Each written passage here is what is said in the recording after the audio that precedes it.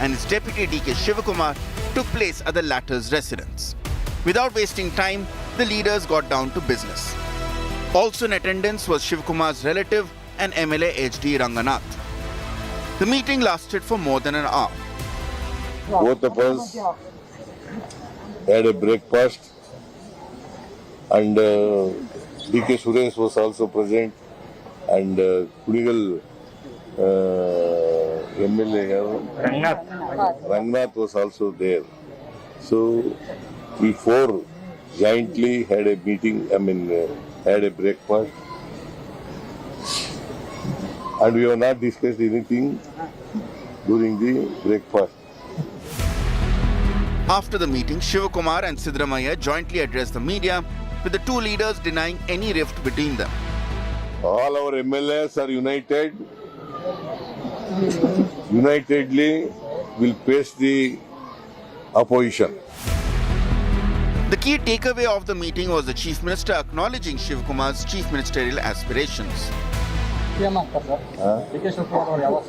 High-command ಹೇಳೋದಲ್ಲ. High-command ಹೇಳೋದಲ್ಲ. Evidently, the power bid hasn't gone as planned for Shivakumar. Sources tell India Today the Deputy Chief Minister was declined audience by the High Command. Sources also say that Shivakumar has been told that there will be no change of guard right now. Different peoples have different aspirations, and I don't think it is wrong. And naturally, they look at their own leaders. They consider somebody as their leaders. So naturally, their aspirations they express when the time comes. Shivakumar's supporters are upset with the way things have ended. ಇನ್ನೊಂದು ವಾರ ಬಿಟ್ಟು ಹೇಳ್ತಾನಲ್ಲ ಹೋಗಿದ್ದು ಕರೆ ಸುಳ್ಳೇನಿಲ್ಲ ಒಂದೊಂದು ವಾರ ಏನ್ ಯಾವ್ದು ಒಂದು ಫುಲ್ ಸ್ಟಾಪ್ ಇಡ್ರಿ ಅಂತ ಹೋಗಿದ್ದಾನೆ ಐದಾರು ಸೇ ಎಸ್ ಅವ್ರ ನೋ ಏನ್ ಮಾತುಕತೆ ಐತಿ ಐದಾರು ಸೇ ಅದ್ರ ಬಗ್ಗೆ ಸವಿಸ್ತಾರವಾಗಿ ಇನ್ನೊಂದು ವಾರ ಬಿಟ್ಟು ನಿಮ್ಗೆಲ್ಲ ಹೇಳ. The BJP described the truce between Siddaramaiah and Shivakumar as an interval before the real action kicks off. जो मौन हामी है, this is just a interval. Knowing the DNA of both is not going to end that easily. But the whole thing is that people of Karnataka are suffering. There is no governance, there is no administration, there is no development. Huge corruption. While the two tallest leaders of the Karnataka Congress have agreed to a ceasefire, all bets are off onto how long this truce will last. Second breakfast meeting in less than a week. Old wine in a new bottle. Both the leaders say that the ball is in High Command's court and High Command have to take a decision. On the other side, Chief Minister also claims that whatever happened, let it happen, and politics is not his father's property. The bigger question is when the High Command will intervene and put an end to this political transition controversy in Karnataka Congress government. Visitor journalist Madhu Sagairaj reporting for India Today, Bengaluru. What's actually happening behind the scenes in these non-stop breakfast meets that we're actually seeing in Bengaluru? I'll bring in Sagaraj. He's joining us live from Bengaluru. He's been reporting from DK Shivakumar's residence. We also have Moshmi Singh tracking the latest updates, if there are any, honestly, from Delhi. Sagaraj, I'll come across to you first on what's happening in Bengaluru. What necessitated this second breakfast meet, Sagai? Was this also a result of a nudge from the High Command? So if you notice that this was again a damage control after the instructions of High Command stating that you need to sort out the issue, and the invitation was extended by DK Shivakumar after CM invited him for the breakfast. And this particular meeting, according to them, has not transpired anything. However, our sources have made it clear that Siddaramaiah was hell-bent, stating that unless he doesn't get a green signal from the High Command, he will not vacate his chair. And DK Shivakumar will wait for a longer time since he has not got any kind of communication yet from High Command over power transition in the state. So this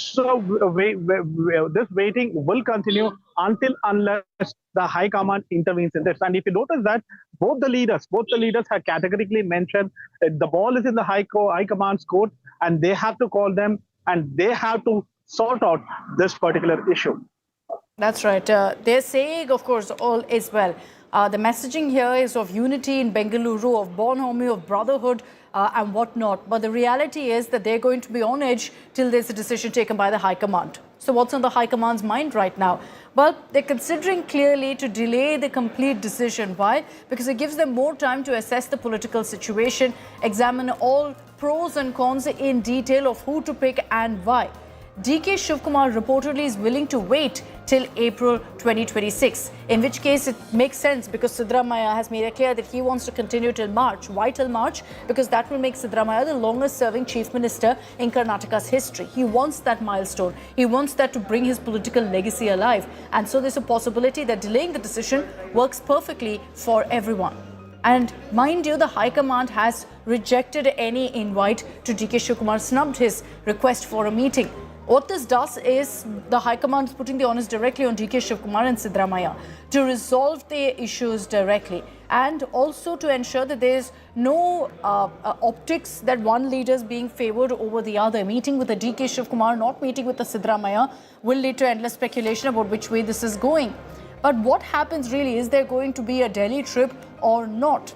Well, at this point, Delhi trips for the Karnataka agenda is all that's going to happen. The High Command has told both Siddaramaiah and DK Shivakumar to prioritize administration, to prioritize governance and ensure that you don't hand it over on a platter to the BJP, which has been raising this issue of governance in Karnataka, saying it suffered as a result of the CM fight. I'll bring in Moshmi Singh for more details on this. Moshmi, the first factor that we spoke of the delay in the decision, does that seem likely that, the High Command is trying to buy time here, push it to about March, April, which makes that decision that much more easier?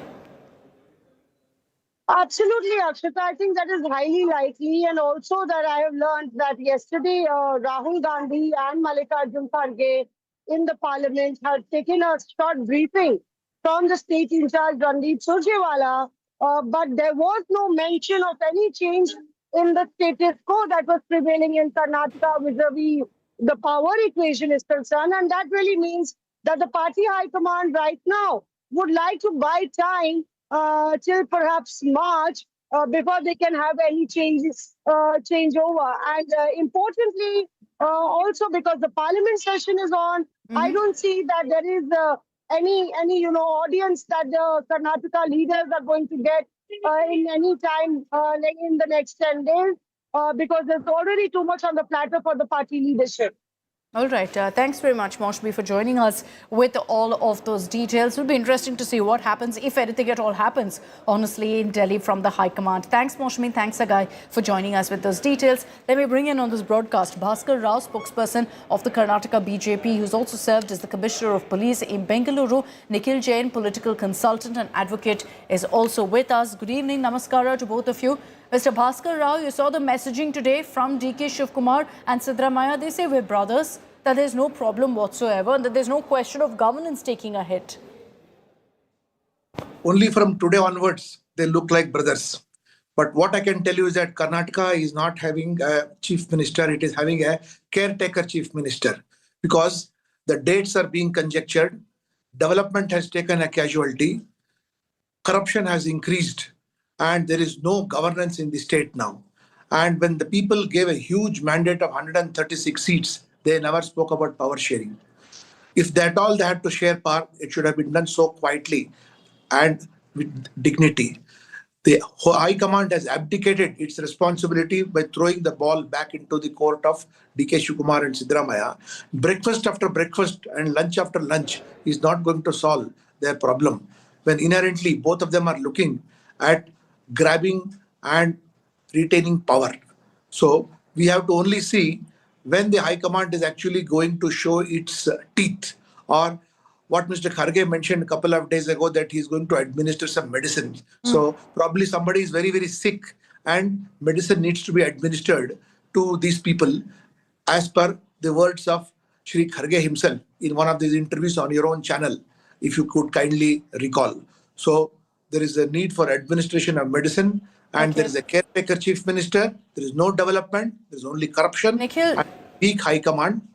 Okay, Nikhil, you've heard the BJP. They're constantly saying that there's no governance in Karnataka. And now with all of this talk that, look, the High Command is going to be pushing this for a few months, does that lead to, stagnant state of affairs in Karnataka? It's not really helping. The fact that, all these optics you're seeing between Siddaramaiah and DK Shivakumar, we all ultimately know what the ambition is.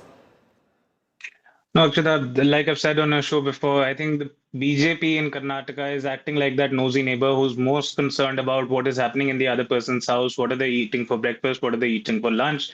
They are the opposition in Karnataka. They should be concerned about whether the government is working or not. Yet, when you give the floor to the BJP spokesperson, all that he's talked about is DK Shivakumar and Siddaramaiah. First of all, he said that when the Congress party was contesting the elections, they never went with a power sharing formula. No party does, but it was amply clear to the voters that it would be a government led by two individuals. That was there on all the social media posts that they were putting out, on all the hoardings. You saw Siddaramaiah and DK Shivakumar. So far as governance is concerned, every time I'm faced with this question that what would happen to Karnataka Congress's government, and I try to look up facts, and every time I have new facts. I can tell you 2,500 crores has been put towards waste. 2,500 crores has been allocated towards building 500 new Karnataka public schools. 1.42 crore consumers are benefiting from the free 200 units of electricity in their households. There are waste management projects are being done. Double-decker tunnels and double-decker flyovers have been sanctioned for Bangalore. Multiple new IT cities are being set up. 115 MOUs have been signed. Bhaskar with 6.5. Rao, you're saying no, but Nikhil is giving you numbers. Is giving you details of each decision. And if you want, I can give you the sources. Perception. In last 2.5 years, what is it that has happened on the ground? These are only empty promises. And last 2.5 years, DK Shivakumar has been at the neck of Siddaramaiah. When is he going to give? And the High Command themselves at least made a vain attempt to silence them on the social media over there. So you're saying governance has taken a hit, sir. Since Nikhil has given us pointed examples, why don't you give us examples of how governance has been crippled, as you allege? Governance has been. There is no investment in Bangalore city to fill up the potholes over there. There is no investment throughout Karnataka. Not a single foundation stone has been laid. Not a single program has been inaugurated.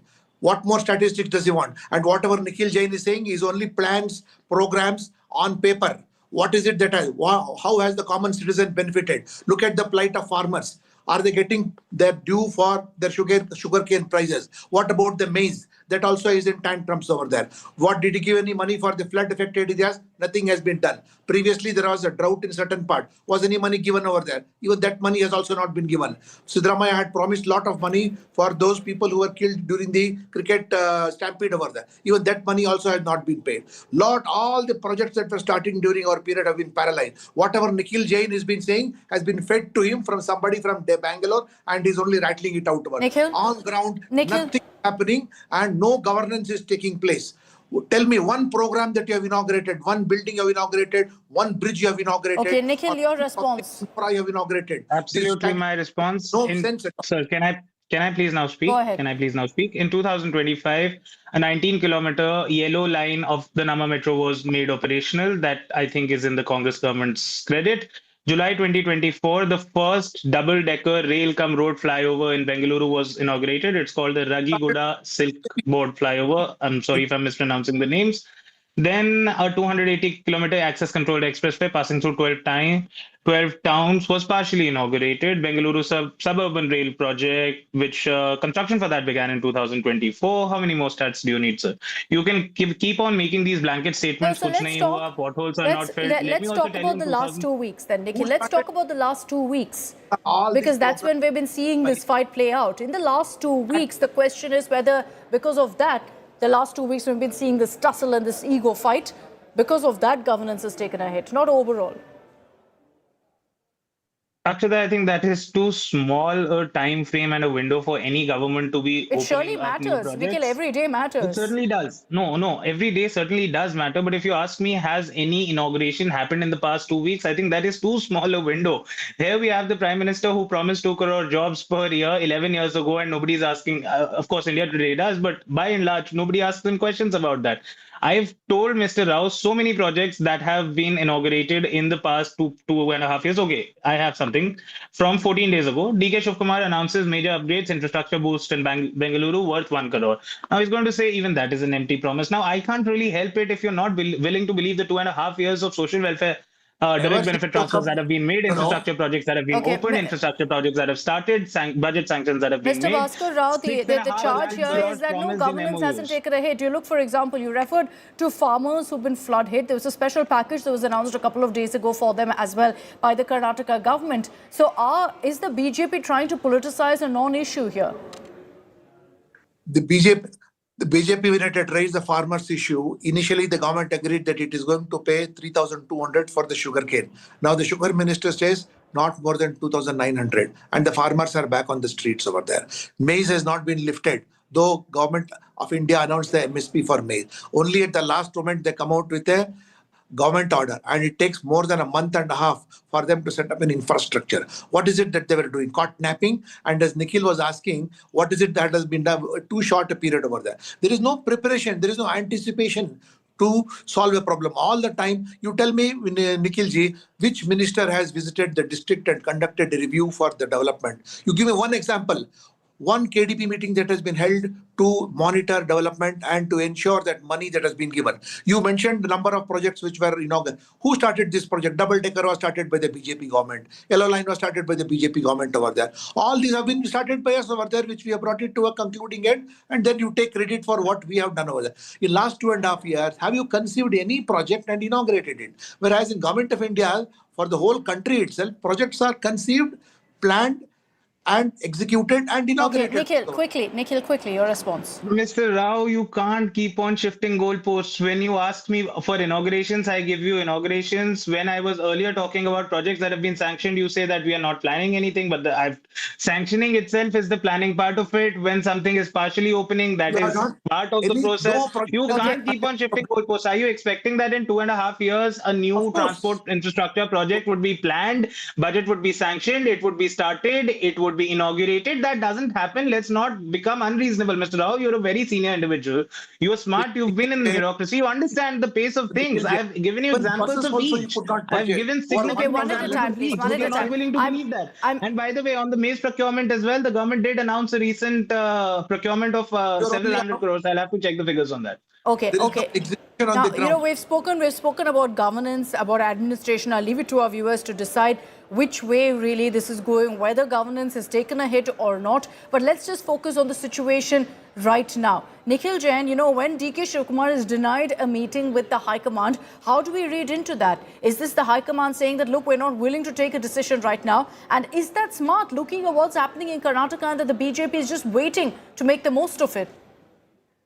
Akshita, with all due respect to your sources, all these things that we hear, that DK Shivakumar received a certain message from Rahul Gandhi, or he did not get a meeting, or he got a meeting, all these are source-based information, unidentified, unknown source-based information. Nobody really knows what conspires between the two leaders and the High Command. For all we know, they're all hunky-dory, and it is just Mr. Shivakumar, asserting to the High Command that I have certain aspirations, which is perfectly fine in a democracy to have. He has aspirations for the post of Chief Minister. It's perfectly fine, Nikhil, I agree, but it should also be addressed, which is not happening. But has it not been addressed? This is the 6th day we're talking about what's happening, and there's still nothing from the High Command, zilch. But that's the point. When the two leaders concerned who are supposedly sparring with each other and supposedly at war with each other, I can see on a screen right now, they're shaking hands. One leader is presenting a shawl to another. They're being happy. They're talking about the fact that I've said this before. They have a great working relationship. There's no doubt about that. Mr. Bhaskar Rao, quickly. In fact, probably Nikhil Jain is not aware of the ground situation over here. He's speaking somewhere from Delhi based on some press release and statistics over there. The situation on the ground is absolutely different. They're drawn swords at each other, and they have no idea of what kind of fight that is going on. And as you said, nosy neighbor. We are not nosy neighbors trying to find out whether you're eating idli or whether you're eating chicken over there. The only thing is that people of Karnataka are suffering because you are not governing. And all we are interested is governing, not eating sambar or idli or chicken, etc. As a result of all these breakfast meets, we've gotten a sense of what the Chief Minister and Deputy Chief Minister now like in their breakfast menu. By the way, can I also give another fact check? Quickly, Nikhil. He said that no ministers have visited districts. I have Dinesh Gundurao, the health minister, who chaired a high-level committee meeting regarding forest disease outbreak affecting districts of Chikmagalur, Shivamoga and Uttarakhand, Kannada, and the Chief Minister himself visited the Hassan district. Okay, all right. Nikhil Jain, Bhaskar Rao, thank you very much for your time. Thank you for joining us. I suspect that with the way things are going, we're going to continue tracking very closely what's happening in Karnataka, because at this point, the High Command seems to be in no tearing hurry. even as in Bengaluru you're having these breakfast meets and whatnot. A message of unity, sure. But when both of them are eyeing the same throne, the same chair, how long can this bonhomie, this brotherhood really continue in these circumstances? Thank you, gentlemen, for joining us. Let's cut across to breaking news coming in.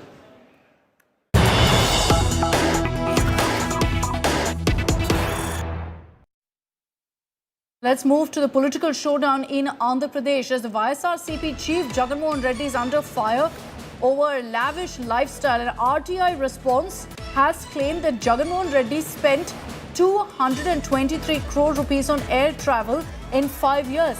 The TDP has referred to this RTI to lash out at Jagannath Reddy, accusing him of having a lavish lifestyle as chief minister and that money was used for his own splurge rather than developing Andhra Pradesh. YSRCP meanwhile has responded, saying show the full record of Chandrababu Naidu's air travel bills as chief minister and then we will see exactly what kind of numbers we're talking about. The YSRCP alleges that it's not just Chandrababu Naidu but also Nara Lokesh, the Deputy Chief Minister Pawan Kalyan, all who have been flying in luxury chartered planes and private jets. Let me bring in Apurva Jayachandra for more details on this. Apurva, the latest fight over chopper bills, over private jet splurge, the RTI reply claiming that about 200 crores was spent by the then Chief Minister Jagannath Reddy for his air travel.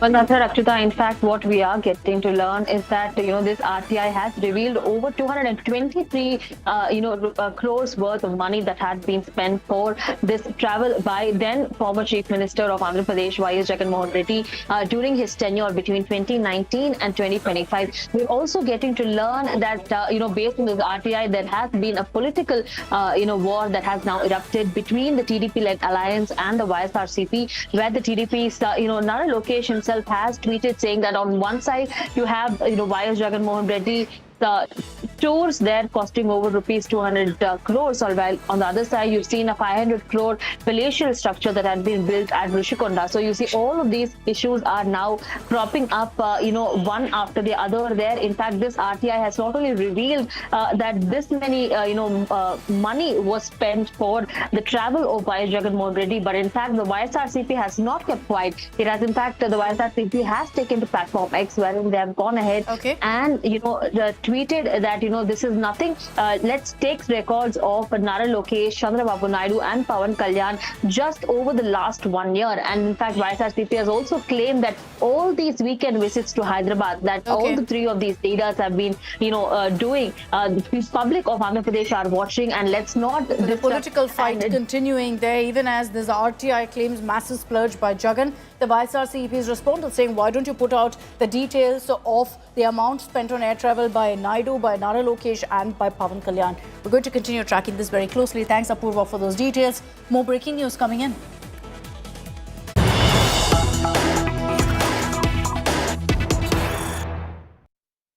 Telangana Chief Minister Revanth Reddy, meanwhile, has found himself in the midst of a controversy after he was heard mocking Hindu deities and the number of Hindu deities that there are. The Telangana Chief Minister says Hanuman is the god of those who are unmarried. Some offer alcohol and hen to few gods, essentially indicating that there are so many Hindu deities, and then goes on to describe each one of them. The BJP is lashed out at the Telangana Chief Minister, accusing him of mocking Hindu deities, and has also demanded an apology from the Telangana Chief Minister. Listen in to exactly what Revanth Reddy said. హిందువులలో ఎన్ని దేవతలు ఉండ్రు, ఎంతమంది దేవుళ్ళు? 3 కోట్లు ఉండ్రా? ఎందుకున్నాయి? పెళ్లి చేసుకోవడానికి హనుమంతుడు ఉన్నాడు, 2 పెళ్లిళ్ళు చేసుకునేటోనికి ఇంకొక ఆయన దేవుడు ఉన్నాడు, మందు తాగేటోళ్ళకు ఓ దేవుడు ఉన్నాడు, ఎల్లమ్మ, పోషమ్మ, మైసమ్మ, కళ్ళు కొయ్యాలి, కోడి కొయ్యాలి అనేటోళ్ళకు ఉండ్రు, పప్పన్నం తినేటోళ్ళకు కూడా దేవుడు ఉండు. అవునా? అన్ని రకాల దేవుళ్ళు ఉన్నారు. आज जो स्टेटमेंट दिया हमारे भगवानों के बारे में, रेवंत रेड्डी, शर्म आना चाहिए तुम्हारे को, बिना शर्म, शर्मिंदा होना तुम। आज हर जगह जाके हिंदुओं की वोट के लिए बुक्के की तरह हिंदुओं की वोट के लिए भीख मांगते हैं, और ये जो हमारे को ऐसा स्टेटमेंट हिंदू भगवानों के ऊपर दे रहे, आज पूरा तेलंगाना के जितने भी हिंदू है वो शर्मिंदा है आपको देख के। ऐसा सीएम को हम बनाए बोल के जो कांग्रेस में है वो लोग भी शर्मिंदा है। आज थोड़ा तो भी शर्म आना चाहिए रेवंत रेड्डी को। आगे जाके ऐसा इमीडिएट आप अपॉलॉजी मांगना, आगे जैसा ऐसा बकवास स्टेटमेंट देंगे तो तुम हिंदू समाज के विरोध हो जाएंगे और तुम्हारे को जोकर देखेगा, पूरा हिंदू समाज तुम्हारे को जोकर जैसा देखेगा। Abdul Bashir is joining us live from Hyderabad with more details on this controversy. Abdul, any clarification that's coming from the Telangana Chief Minister? I also understand you've got the BRS with you on this. Well, yes, after the Chief Minister had landed into a controversy after his statement during a TPCC executive meeting, the BJP has clearly said that the Chief Minister has tried to hurt the Hindu sentiments and he's an anti-Hindu Chief Minister is what the BJP has said. Now what the BRS has to say, we'll listen through Dr. Dasoju Shravan sir, an MLC from here. Sir, what exactly does the BRS have to say on the statements of Chief Minister Revanth Reddy? It looks like Congress party in Telangana is sunk to a new low in terms of ideological thinking. Revanth Reddy as the Chief Minister is ravaging the entire secular fabric of Telangana state. Sometime back he insulted Muslims that Congress hai tohi Musalman ka izzat hai. Today he says that bachelors have got Hanuman as a god and drunkards have got another Hindu god. If they marry twice they have another god. If they're vegetarians, one god. Like that, I think he hurt the entire sentiments of Hindu religious people and as well as the Muslims. And this man thinking... What is the demand that I'm demanding... I'm asking Rahul Gandhi ji. Is Congress party become intellectually bankrupt and ideologically bankrupt? Do you really believe in your so-called secularism? If what is spoken by Revanth Reddy is unconstitutional, illegal and anti-secular, why not Congress party takes an action against him? If Congress party is not taking an action against him, which means that Congress also is colluded in this kind of a third-rate mindset. Lashing out at the Congress saying why no action against Revanth Reddy. Thanks Abdul for getting us that reaction from the BRS. We'll track very closely all the updates on that story. We're going to see a very unique moment next week in Hyderabad. A Chief Minister squaring off against a football legend. That's right, Telangana Chief Minister Revanth Reddy will be playing a game of football against Messi. I know it sounds unbelievable, but the Telangana CM has confirmed that there will be a match between the legend and the Chief Minister in Hyderabad on December 13th. This is, of course, an exhibition match. But it doesn't stop the Telangana Chief Minister from going all out in training for the match. He's been spotted every evening honing his football skills for the much anticipated encounter. We honestly don't know how much it'll help considering he's up against Messi, but I guess we're going to see a clash we never thought possible. Now, if any of you are wondering, what's the point? Well, what's been happening in Karnataka? We've been tracking it for the last many days, and today you saw a second breakfast meeting that took place. And pictures, again, with a message of unity between Siddaramaiah and Shivakumar. They referred to each other as brothers, said very clearly that there is no rift whatsoever. The first time around, it was a clear nudge from the High Command. We don't know what really triggered the second round of meeting. But one thing's very, very clear, that while you see this picture of unity, they refer to each other as brothers, they continue to have meals together, the reality is that there's been no decision on who really will be the Chief Minister of Karnataka going forward. Reportedly, Shivakumar sought a meeting with the High Command. That has been shot down. Piping hot idlis, nati chicken, dosa, upma, coffee and charcha over the CM chair. The DK brothers Shivakumar and Suresh welcomed Chief Minister Siddaramaiah with flowers and a silk shawl, signalling that all was well between the two. The most anticipated round 2 of dialogue between Karnataka Chief Minister Siddaramaiah and his deputy DK Shivakumar took place at the latter's residence. Without wasting time, the leaders got down to business. Also in attendance was Shivakumar's relative and MLA HD Ranganath. The meeting lasted for more than an hour. Both of us had a breakfast and DK Suresh was also present and Kunigal MLA Ranganath was also there. So we four jointly had a meeting, had a breakfast. and we have not discussed anything during the breakfast. After the meeting, Shivakumar and Siddaramaiah jointly addressed the media, with the two leaders denying any rift between them. All our MLAs are united. Unitedly will face the opposition. The key takeaway of the meeting was the Chief Minister acknowledging Shivakumar's chief ministerial aspirations. High command ಹೇಳೋದಲ್ಲ. High command ಹೇಳೋದಲ್ಲ. Evidently, the power bid hasn't gone as planned for Shivakumar. Sources tell India Today the Deputy Chief Minister was declined audience by the High Command. Sources also say that Shivakumar has been told that there will be no change of guard right now. Different peoples have different aspirations, and I don't think it is wrong. And naturally, they look at their own leaders. They consider somebody as their leaders. So naturally, their aspirations they express when the time comes. Shivakumar's supporters are upset with the way things have ended. ಇನ್ನೊಂದು ವಾರ ಬಿಟ್ಟು ಹೇಳ್ತಾನಲ್ಲ ಹೋಗಿದ್ದು ಕರೆ ಸುಳ್ಳೇನಿಲ್ಲ. ಒಂದೊಂದು ವಾರ